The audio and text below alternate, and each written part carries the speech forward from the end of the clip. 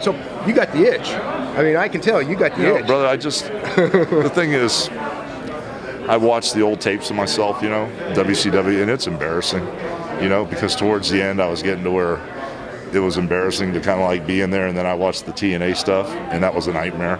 Really? I tried to get in there, and after the back, I was in the middle of the back surgeries trying to keep up, and the doctors saying, "Oh, you'll be fine," but to watch it now is just embarrassing. So, not that Vince would want this, or not that Triple H would want this, but I keep telling everybody my goal, because I'm not in pain anymore. My goal would be to get back in there, not embarrass myself if that's possible, and have that one more match. And if that worked, if that really was to work, I would love to be able to contribute and participate, and do some stuff, because, man, I miss it so much. I mean, you love the business. You wouldn't still be here if you didn't love it. But for me, it's like, man, it's like dying 7 deaths, because, the stuff went crazy, between my personal life and all that craziness with my ex-wife and my son going to jail, and then all the back surgeries I had. It felt like it just was taken away in a minute. And I didn't realize how long of a period of time for all that stuff to go downhill. So my goal is to someday, like you said, if you get the itch, you got it, man. I'd love to be part of it again. So realistically, I'm watching this thing and I'm going like, you're trying to get a match with Cena this year. Well, I'm not trying to, but if I could have the best case scenario with what's going on with my body right now and the people that are helping me get back on track, I get hit really hard with the genetic arthritis from my mom and dad, which I didn't think I was going to get, and they kept saying, "Terry, it's going to hit you." And I went, "BS, well, let me tell you something that hit me. My back's fine, everything's cool, but that arthritis, I've got some people that are helping me with that." Now, what part of the body is that in? Oh, it's in my elbows and in my toes, because when I walk, I kind of walk like I'm stiff-legged. I can't bend my darn toes, because of the arthritis. But, both knees are metal, the hips are metal, so there's nothing wrong there.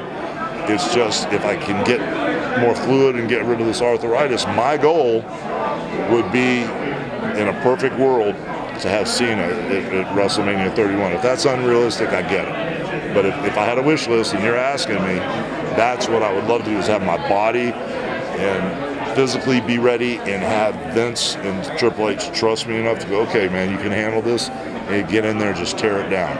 So now you're doing a lot as far as, I mean, how many TV appearances? Is that all up in the air as far as how much TV you're going to be doing at this point? Yeah, I signed a deal with them, for 3 years, January 1st, and basically, there were parameters like how many days a month, which with me, brother, I don't count days. When I was working with Dixie Carter, there were, whatever it was, a few days a month, and I'd show up whenever they need me.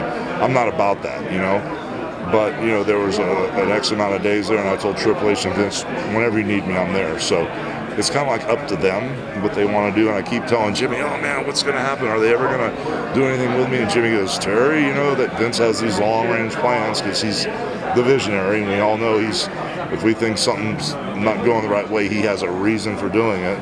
And Jimmy just says, "Calm down, look at the big picture, and, they're going to use you, when the time is right." So I hope something happens like that, Dave. I hope they, start doing stuff with me. I was going to say, are you surprised that they haven't done more with you so far since joining the company? Even, I don't know, maybe not every week, but being involved a little bit more in some other storylines? Well, I think they want to stay away from what happened to me in TNA, where I just walk out with a stick every week and go, "Hey, guess what?" I think they don't want to get, I think they want to keep me more valuable than that. I'm just talking. This is my opinion. I could be wrong. I think they want to keep the mystique and keep me more valuable than me standing there with a microphone saying the same crap every week and, basically totally meaning nothing. I think they've got a plan, and that's what I'm praying for.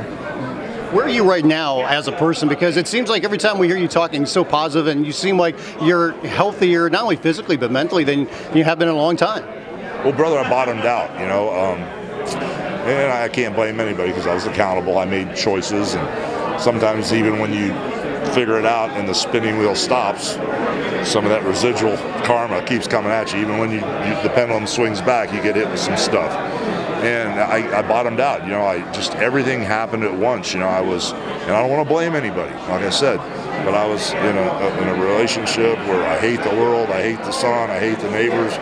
The world's horrible. I'm like, I was in that energy field. I didn't know really how to get out of it. And then all of a sudden, when the marriage ended and my son got in some trouble and my body shut down, I bottomed out. And I was actually going down the wrong road, you know, and I was doing some crazy stuff that, thank God I'm still here. And I met Jennifer, and she basically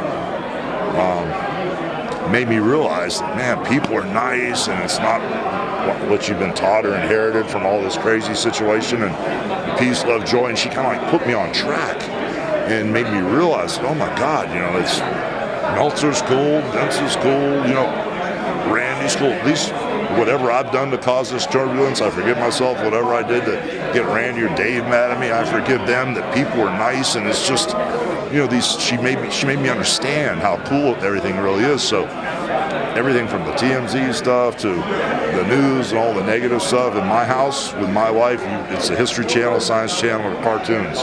So that's the vibe she threw at me. And so I went, whoa, that is so cool. I never realized, you know, how great I had it. I didn't get it, you know, but now all of a sudden I had to actually bottom out and hit rock bottom to wake up, basically. So that's where I'm at now, man. That's why when I saw the Warrior and they told me not to talk to him, I was freaking out, and I had to get to him and say, hey, brother, I love you, man, you know, and whatever I did to create all this turbulence, and I'm not really sure what it was, but please forgive me. Can we be friends, and can maybe we do business? But I just want to let you know I love you. So that's my deal now, bro, and I'm much happier this way.